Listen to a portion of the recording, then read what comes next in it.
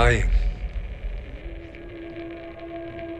In every direction you look, we are dividing ourselves.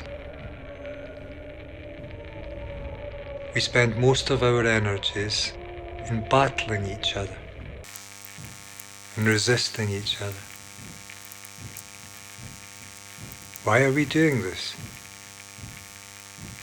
Why have we divided ourselves into separate nations, separate religions, separate identities, separate governments, separate political parties? Each one spending the vast majority of their time resisting the other. Each one looking to outdo, in a sense of competition against the other. There's no harmony in our world. Have you ever stopped to think why?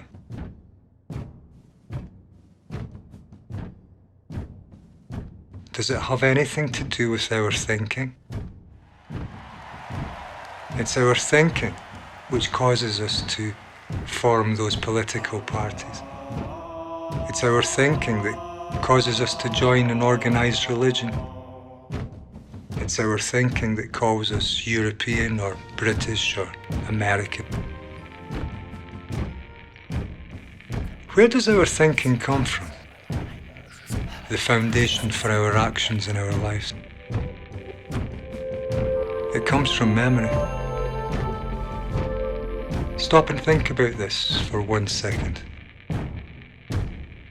There is no way that you could possibly picture the face of someone alive today until you meet them.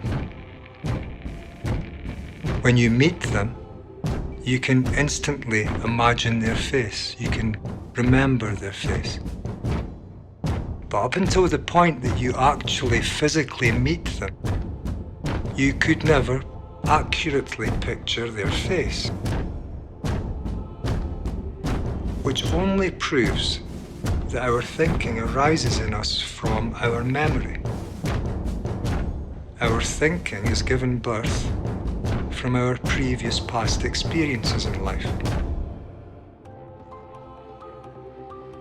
Why is that important?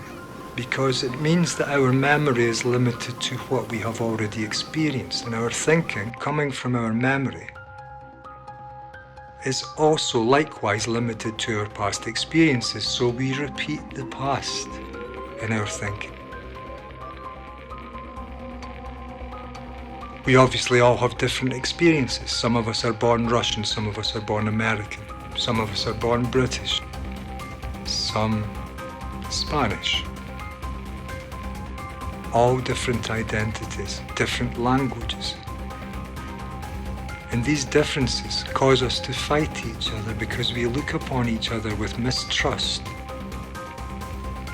We allow our differences to divide us. Donald Trump saying, "Let's make America great again." It just absolutely proves the point. Each of us is only interested in a limited area of humanity. And that's causing immense suffering in the world, because when you're only interested in a part, it's divided, and a division creates conflict between those it's divided against.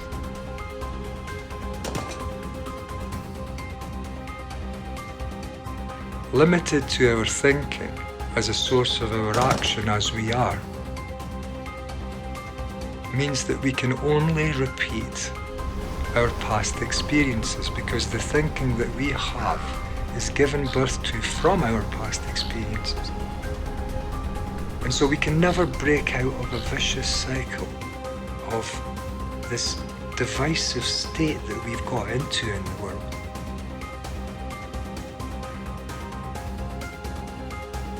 Thinking has to stop.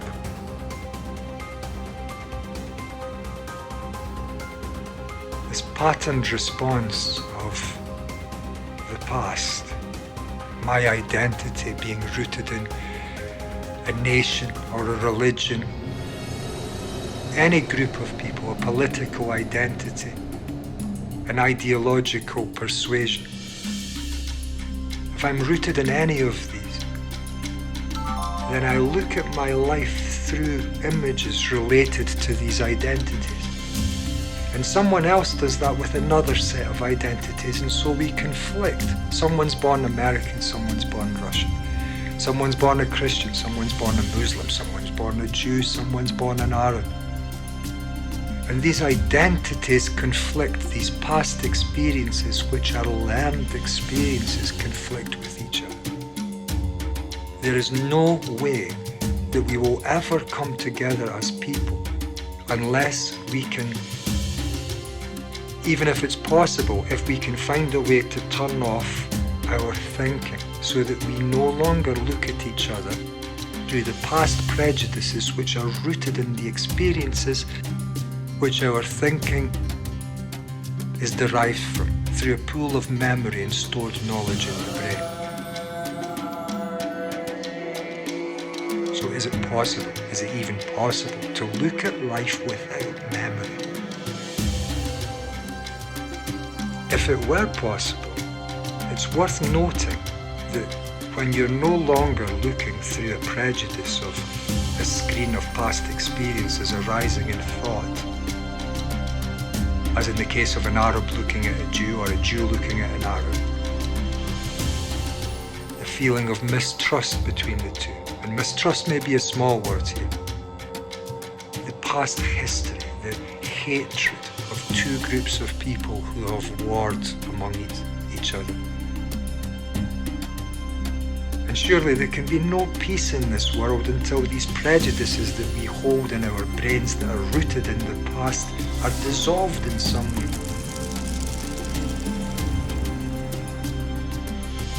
And is there any sign in the world of anyone even interested in this area, of pursuing the root cause of the problems that are really tearing this world apart? Our brains and our patterns of thinking, if left unchecked, if left uninvestigated, may well be the demise of this entire planet and all life systems on it.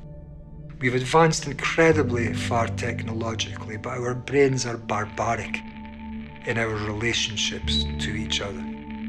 We've lost the sense of love and compassion and empathy between each other because our conditioned brain, our working from memory, is firmly rooted in a pursuit of self-interest, of the identity of just me.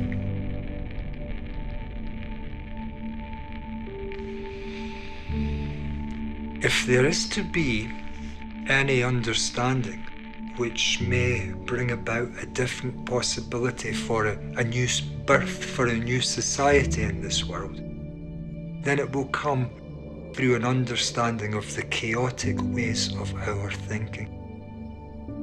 We are conflicted people. As we are conflicted outside between our broken up fragmentations we have created in our isolated groups and isolated nations and isolated religions, we're also broken up internally. We've divided ourselves as a thinker and thoughts. When actually, if you look closely, it's not like that at all, but we never question. We accept the ideologies that society passes on to us, which keep us divided from each other, keep us coming together. Every government is only interested in its own country. No government is interested in bringing people together. And so each country must have a separate, sovereign government, a separative army with bombs and missiles and weapons, and so we war.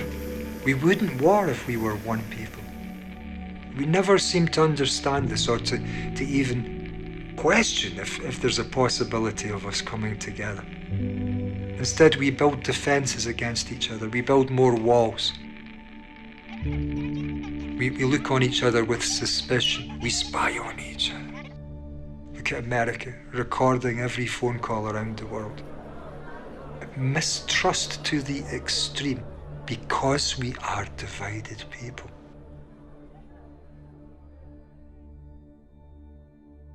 We divide because we think. We hold identities in our thoughts of what we are. Rooted in the past, we are British, we're Christian, and these are our divisions. And unless we can end these divisions, which are really only identities, they are thought processes.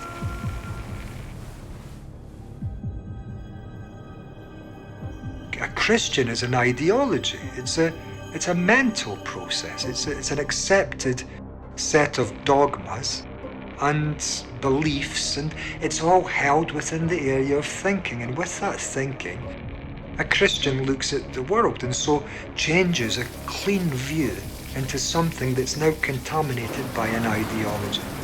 And a Muslim does the same thing, and a Buddhist does the same thing.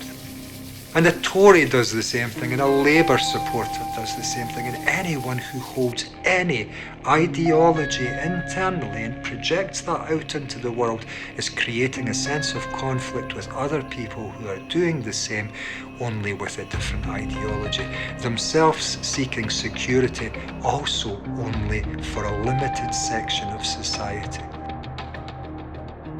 If we weren't doing this, if we looked without the past, there may be a possibility for us to see clearly of what we are looking at, without adding anything from our past to what we are seeing in the present moment.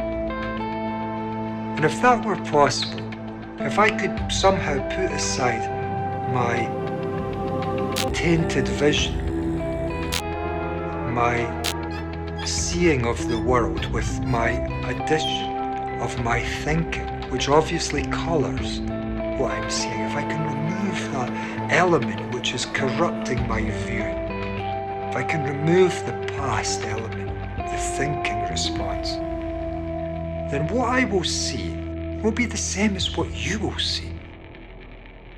The differences lie in our psychologies, not in the actuality.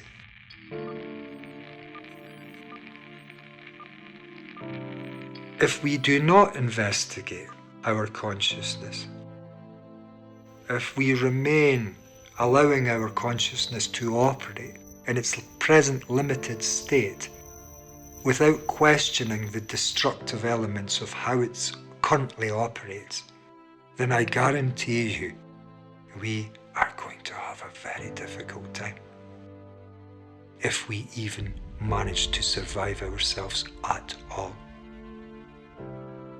Some of us better start questioning the mechanism of our thinking, the automatic process within us in which the brain gains security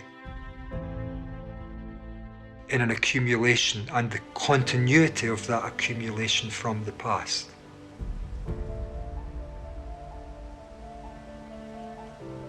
That form of seeking security is limited because it's limited to experience, and it creates divisions between us because of that limitation. If you look into this, you'll see this as clearly as you see your own face in a mirror.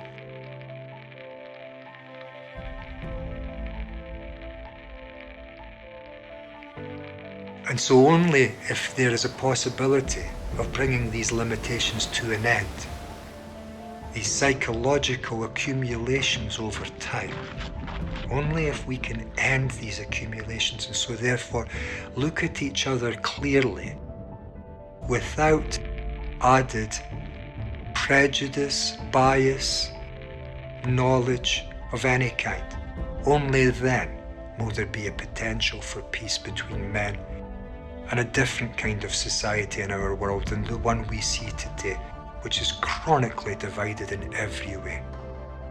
Financially divided, repulsively financially divided. We have people in this world worth hundreds of billions of pounds, and we have people in this world, hundreds of millions of them, with hardly a thing. And why do the people worth hundreds of billions, worth more than they could spend in 1,000 lifetimes, why do they not help the poor people? Let me tell you why. They don't even see the poor people because they act on their limited thinking, which is only interested in themselves, in their past, in the continuity of their lives on what they are building. It's a limitation. And so hundreds of millions of people are starving on a planet where there truly is no lack of resources. The problem is the division of resources. It's a chronically unfair division. And it's a chronically unfair division, and we allow this to happen because of the way that we think. The roots of all our problems lie in our thinking. We would be well advised to begin to study and understand exactly what's taking place within the area we call our psychological state.